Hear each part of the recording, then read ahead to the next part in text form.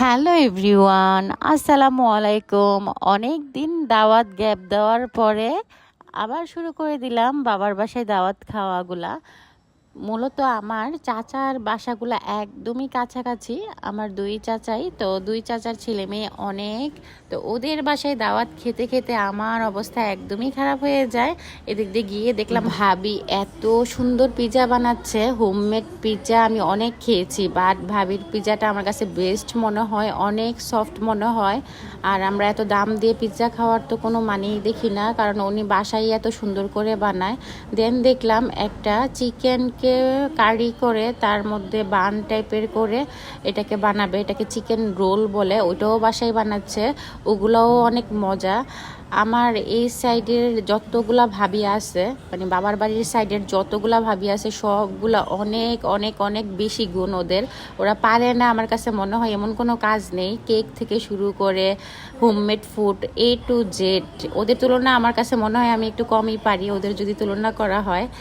So এইগুলা দেখছিলাম আর একটু একটু ভিডিও করছিলাম ওদের এইগুলা। দেন এই ফাঁকে একটু বাসাটা ভিডিও করছিলাম। অনেক দিন পরে আসলাম, তাই সব কিছু আবার নতুন নতুন লাগছে, তাই একটু ভিডিও করে আপনাদের সাথেও একটু শেয়ার করছি যে কোথায় আসছি, সেটাই শেয়ার করছি। দেন বানগুলা দেখলাম অলরেডি তেলের মধ্যে একটু তেল দিয়ে দিয়েছে, আর এই পিঠ ও পিঠ উল্টিয়ে করে নিচ্ছে। আর বানের ফাইনাল লুক এটা ছিল। আর এদিক দিয়েও পিৎজার লুক এটা ছিল। পিৎজার লুকও ফাইনালি অনেক বেশি সুন্দর ছিল। আর এই দিক দিয়ে ইলহাম হা করে তাকিয়ে আছে পিৎজার দিকে। আর এদিক দিয়ে ভাইয়ের ছেলে স্কুল থেকে চলে আসলো, তো ওরও স্কুল থেকে আসার পরে আমি একটু ভিডিও করে নিলাম। দেন আমার আরেক ভাইয়ের মেয়েও চলে আসছে স্কুল থেকে।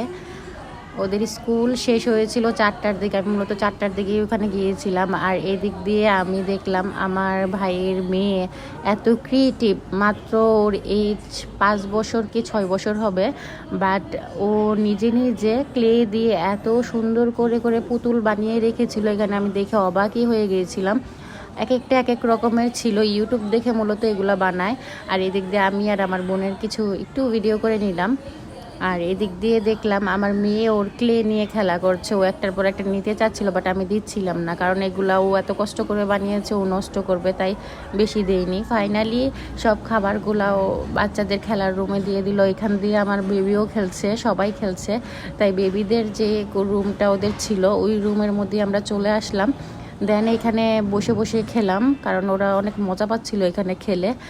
আর এখানে খাবারের আয়োজনে ছিল, এখানে কোক ছিল, সাথে পিৎজা ছিল। পিৎজাটা আমি একদম কাছ থেকে দেখাচ্ছি, পিৎজার লুক এটা ছিল। আর সাথে আরও অনেক আইটেম ছিল, এখানে বান ছিল, চিকেন বান। আর এদিক দিয়ে চাও দিয়েছিল, চাটা অসাধারণ হয়েছিল খেতে। আর নাস্তার সাথে অনেক কিছু ছিল, এখানে বিস্কিট ছিল, খেজুর ছিল। দেন লাস্টে আইসক্রিম দিয়ে শেষ করলাম। সো আজকের ব্লগটা এই পর্যন্তই, নেক্সট ব্লগ একটু পরেই আপলোড করা হবে। So thanks for watching.